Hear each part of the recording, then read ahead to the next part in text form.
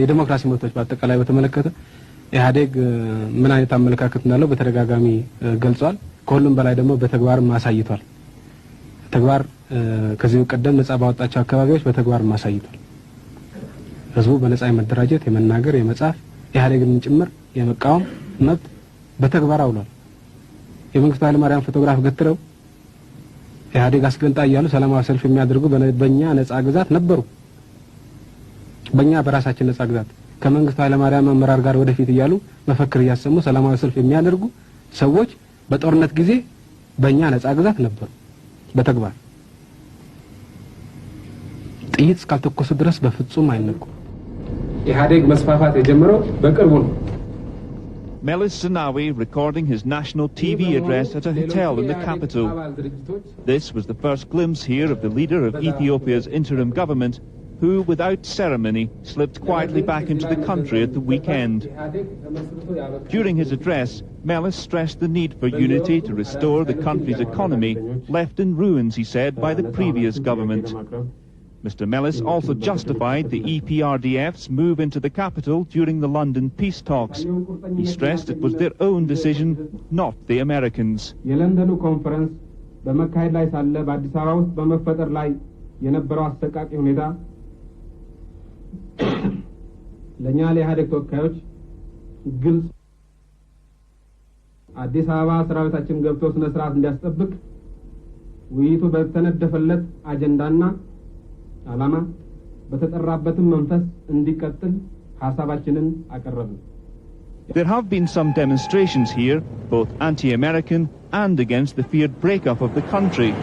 These have all but stopped. Still, some, like these university academics, while supporting the decision to restore order, believe that to achieve a lasting peace, there should have been greater consultation with opposition groups about the EPRDF takeover. We fear that it would drive other groups who feel that they have not been adequately consulted to go into the bush again, continue the process of violence. So between now and July, when talks resume on forming a democratic government here, Melis Zenawi faces the difficult task of persuading all the different peoples and parties that he's acting for the country as a whole. But he's already shown himself a skillful politician. One of his first tasks on arrival, to seek the backing of the international community. The German ambassador was one among a group of diplomats who were invited to a private meeting with Mr. Melis at the weekend. I have an impression after 60 minutes, but the man made a very resolute impression. He was very military-like. He gave on all the questions immediately answers. He was absolutely sure of himself. There was no question about that. I think he projected himself as the political and the military leader. On the streets, the EPRDF troops remain vigilant and a dusk to dawn curfew is still in force.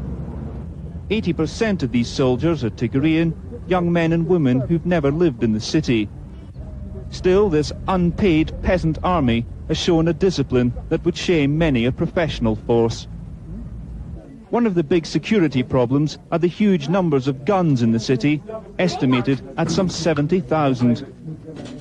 People have begun handing them in at collection points around the capital. But while some give up their weapons, others are giving themselves up. It may not look like it, but this is a prison. Aptly, perhaps, it was previously the Institute of Political Education. Here, former government ministers, civil servants and army generals turn themselves in for the promise of a fair trial. Here, the party secretary of Eastern Shoa has come to give himself up. He claimed Mengistu hated him, and after years of unpopular postings around the country, he says he'll happily swap the life of a politician for that of a peasant. It was very hard. For 11 years, I didn't see my family. You know, I was running to 4 regions. So my children, my family, they were suffering the life. But Western diplomats are confident that under the new leader, the prisoners here will receive justice. Melis stresses it all the time that there will be no illegal courts, there will be Amnesty International or other organizations be invited to the trials. And it will be very difficult for him not to keep his word on this. This memorial to the Mengistu regime is due to be torn down by the new leader, just as the memorial to Haile Selassie was removed by Mengistu. Some believe this is just one more chapter in Ethiopia's turbulent political history. The challenge for the leadership now is to make it the start of a new era. Lindsay Taylor, ITN, Addis Ababa.